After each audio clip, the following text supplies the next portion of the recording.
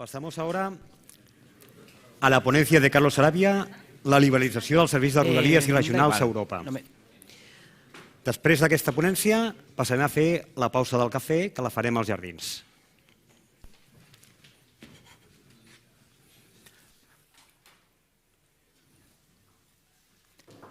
Bueno, buenos días a todos. Buen día. Voy a hablar los próximos 15 minutos de la liberalización de los servicios de viajeros, fundamentalmente OSP, en Europa. Hablaré también un poquito de los comerciales. ¿Cómo lo voy a hacer? Pues con el método del caso, ¿no? Viendo los diferentes ejemplos en varios países europeos y extrayendo conclusiones y tendencias. Empezaré, como no, por el Reino Unido. En 1995, la antigua British Rail pues, sufrió una disgregación y una privatización. La estructura del ferrocarril británico, a partir de 2001, cuando se nacionalizó la infraestructura, ha permanecido relativamente estable. Tenemos unos operadores privados, que llamamos franquicias, tenemos unas compañías de alquiler de material rodante, que se lo alquilan a los operadores, tenemos un regulador y tenemos un ministerio de transportes que ha aprendido mucho del ferrocarril y que es muy intervencionista en el mercado. En el Reino Unido no hay una separación muy clara entre servicios comerciales y servicios OSP. Lo que ha hecho el Gobierno es agrupar todos los servicios ferroviarios de un área geográfica en lo que se llama una franquicia, una concesión.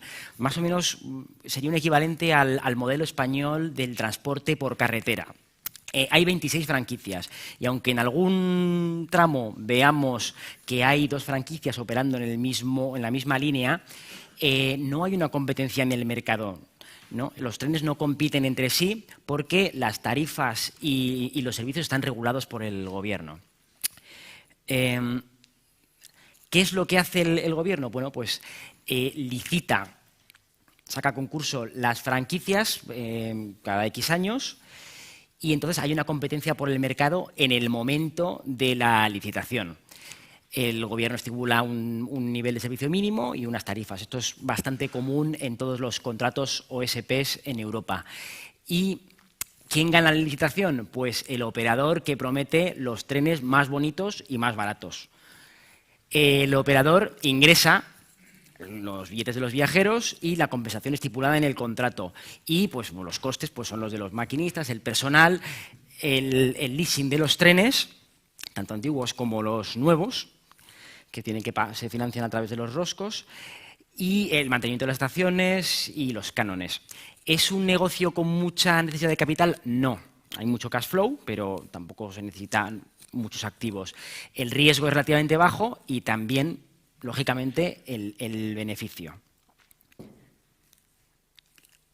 ¿Qué hemos conseguido? A mí me gusta siempre ver el vaso medio lleno y me encanta esta diapositiva que muestra la evolución de viajeros del ferrocarril británico desde 1840, ¿no? Como se ve, desde 1995 esa cuota de mercado que decía Imanol ha subido mucho y hay que felicitar a las autoridades, a toda la industria por haberlo conseguido. Es todo ello, disculpad, ya dejo de bailar con las diapositivas. ¿Es todo gracias a la liberalización? Pues no. ¿Vale? Por un lado, el Gobierno ha invertido mucho más en ferrocarril. Es verdad que es más fácil para un Gobierno invertir si en lo que invierte se utiliza, ¿no? Por los ciudadanos. Los trenes son más baratos, bueno, menos caros, más nuevos y más puntuales que hace 20 años. Y se ha conseguido una notable simplificación tarifaria controlada por el Estado. ¿Qué ha conseguido directamente la liberalización? Bueno, pues han bajado los costes y me gustaría recalcar algo importante, que también lo ha mencionado Raúl, que el ferrocarril tiene que acostumbrarse a trabajar con transparencia, en costes, en procedimientos, relaciones contractuales. Otra cosa que también me gustaría destacar es que, en contra de la famosa película de Ken Loach, no ha habido una precarización generalizada de los ferroviarios, de las condiciones laborales de los ferroviarios en Inglaterra. Bueno, los conservadores británicos, cuando liberalizaron, lo que pretendían era rebajar el coste para el contribuyente del ferrocarril, y esto evidentemente no se ha conseguido. ¿Es culpa de la liberalización? Tampoco. El Gobierno invierte más, por eso cuesta más el ferrocarril al ciudadano. Es verdad que ha habido bastantes vaivenes regulatorios, esto no ayuda a reducir costes, y relacionado con la propia liberalización, pues la pérdida del know-how ferroviario pues también tiene impacto en los costes. Las obras se retrasan en Inglaterra como en todas partes, pero en un entorno de franquicias y de compromisos económicos con los operadores es bastante problemático. Luego, la industria pues, tiene muchas interfaces y muchos litigios. En Reino Unido faltan ingenieros de caminos y hay muchos abogados y muchos consultores, sin faltar a los consultores. Bueno, ¿cuál es el resultado de todo esto? Bueno, resulta que cada proceso de licitación tiene un coste muy elevado, ¿vale? Además, las ganancias de productividad ya están hechas, porque llevamos 20 años licitando. Es decir, ya no se reduce el coste del tren kilómetro un 20%, ni mucho menos. El Gobierno, que sabe mucho, interviene mucho, eso limita el riesgo, pero también limita la creatividad de las empresas privadas. Como varias franquicias han quebrado, el Gobierno ha tenido que operar los trenes en esas regiones y ha aprendido.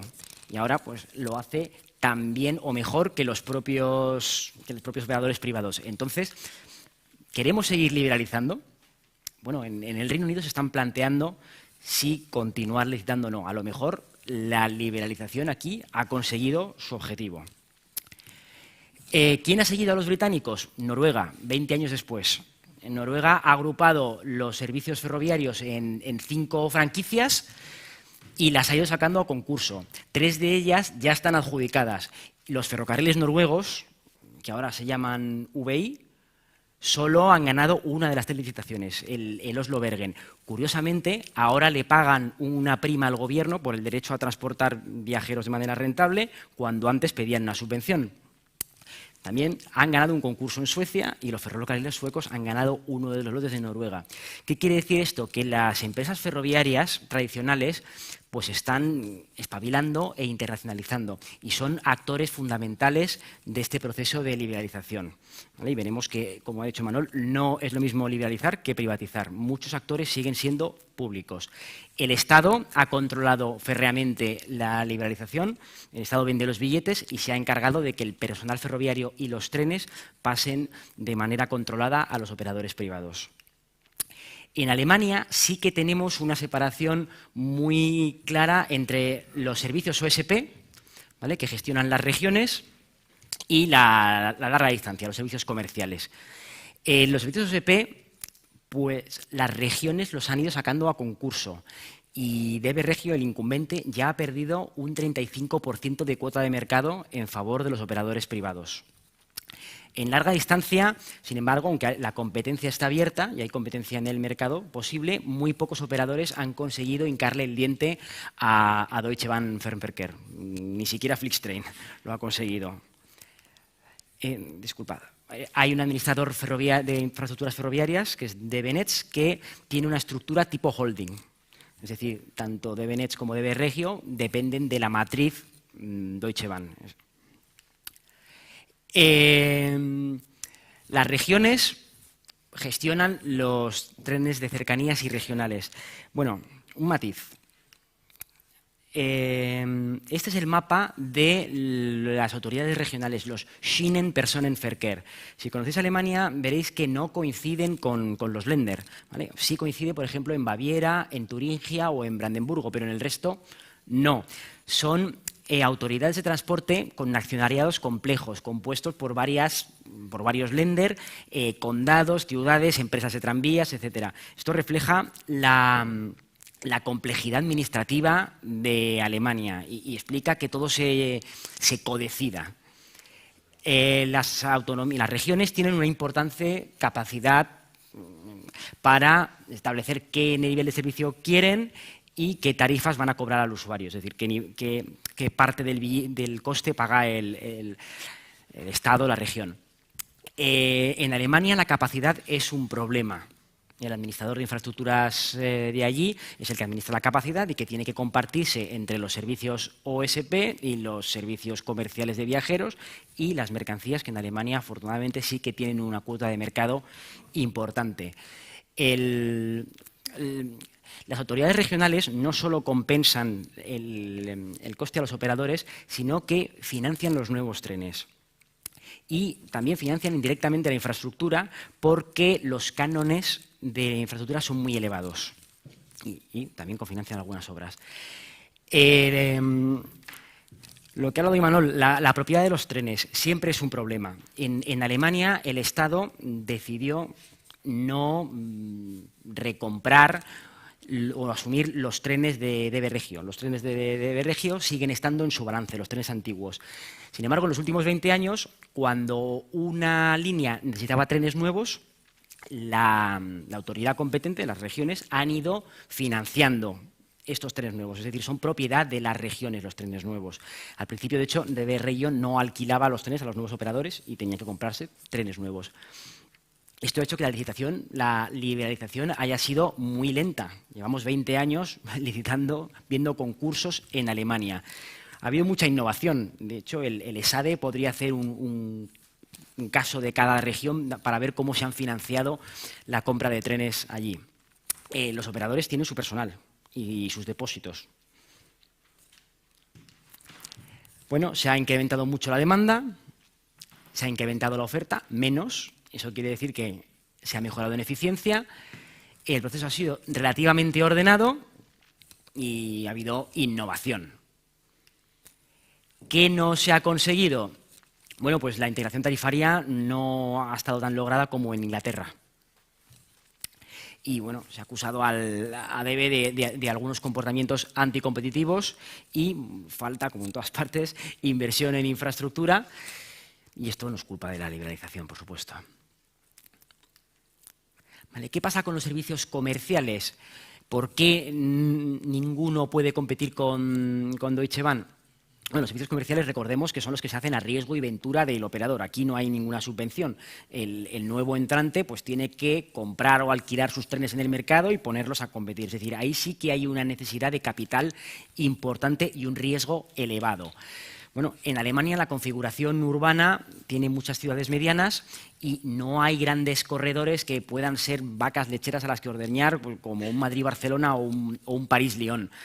Esto refuerza el papel del operador dominante porque el efecto red es muy importante. Luego, las barreras de entrada son elevadas. Yo, como ferroviario, no quiero perder mi oportunidad de denunciar el greuge, ¿no? el agravio que tenemos los ferroviarios en el asunto de los peajes. Resulta que el ferrocarril es un medio sostenible y ecológico y paga peajes por usar las infraestructuras, los cánones, y la carretera en muchos casos no. En Alemania esta discriminación es muy importante y limita el acceso a los nuevos operadores. Suecia fue otro de los pioneros, junto al Reino Unido, al principio.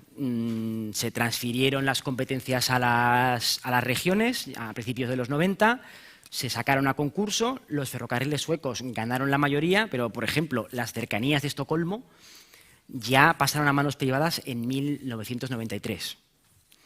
Hay algunos servicios deficitarios, larga distancia, con contratos OSP licitados, no son adjudicaciones directas, y los servicios comerciales se liberalizaron más tarde y, bueno, hay un operador privado que ya ha conseguido un nicho de mercado importante en el corredor más importante. Italia. Bueno, pues en los servicios OSP, aquí también hay mucha diferencia entre los servicios OSP y los comerciales. Los OSP están transferidos a las regiones. Aquí todavía no ha habido una liberalización de los OSPs. Cada región ha contratado con Trenitalia la prestación del servicio. Y son contratos que algunos duran hasta 2032. Esos contratos pues, prevén cuántos trenes va a haber y qué tarifas se van a cobrar, pues, como en casi todos los sitios. Estos contratos prevén teóricamente una finalización anticipada, porque la compra de material rodante no está hecha enteramente por las regiones. porque las regiones pues, no tienen mucho dinero y no pueden endeudarse. Claro, un motivo por el cual los estados dejan que sean los operadores tradicionales que compren los trenes es porque de esta manera pues, no computan en el déficit. Entonces, los contratos prevén que si un gobierno futuro decide liberalizar, las regiones tendrían que comprar la parte no amortizada de los trenes a Trenitalia. Bueno, veremos qué sucede. De momento, no tenemos liberalización aquí. En los servicios comerciales, pues bueno, hemos visto el ejemplo, ¿no? El corredor Roma-Milán seguramente es el más parecido al Madrid-Barcelona que hay. De hecho, con peores prestaciones, porque los trenes más rápidos tardan 3 horas y aquí lo hacemos en 2 horas y media. Bueno, pues el nivel de servicio es muy superior. Hay 4 veces más trenes cada día circulando. Eso tiene una segunda derivada, y es que el operador incumbente, el Trenitalia de turno, no puede utilizar las ganancias de la alta velocidad para financiar los trenes larga distancia convencional que son deficitarios, como sucedía en el pasado. Entonces, el Estado ha tenido que contratar a Trenitalia la prestación de esos servicios. Esto, evidentemente, tiene un coste para el contribuyente. ¿Es necesariamente malo? En mi opinión, no. Esto va en favor de la transparencia y de la claridad en las relaciones contractuales del sector.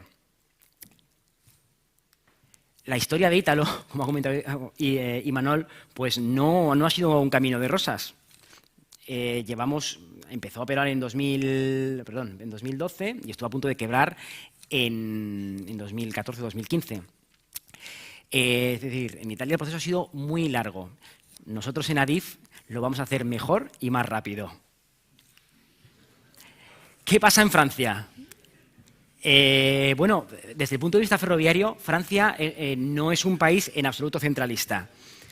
Las regiones tienen transferido no solo, como es habitual, la capacidad de definir el servicio y las tarifas, sino que pagan los nuevos trenes y cofinancian las nuevas infraestructuras que van a utilizar sus trenes.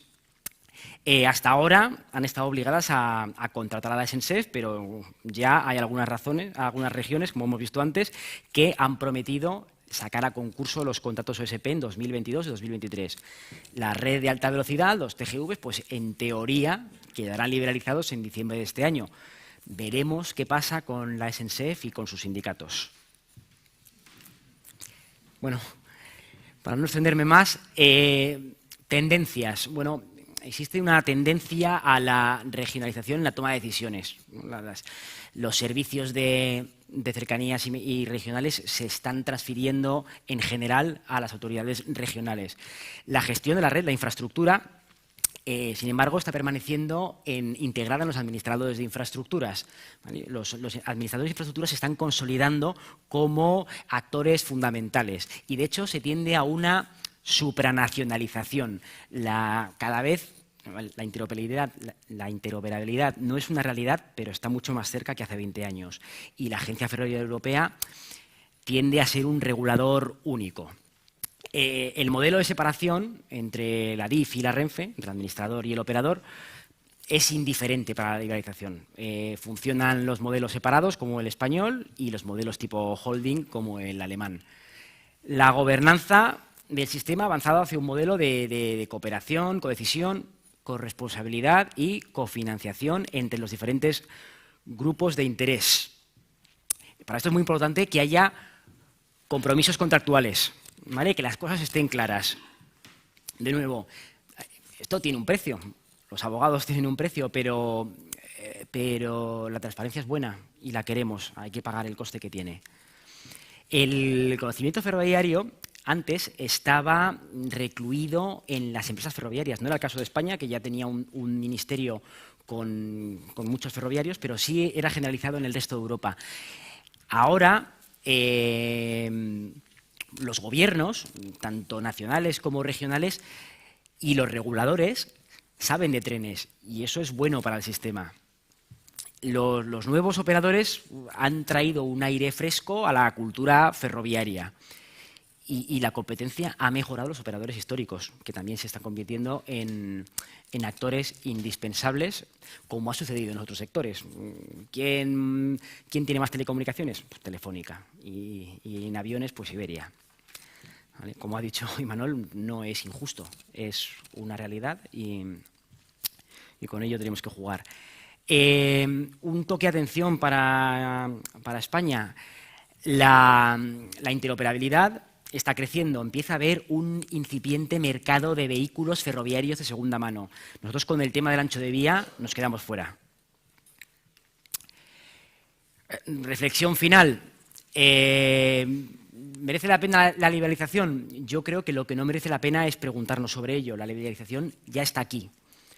Y como hemos llegado tarde, lo que tenemos que hacer es aprender de los errores de otros y hacerlo bien. Yo estoy convencido de que Renfe, Adif y el Ministerio lo van a hacer fenomenal.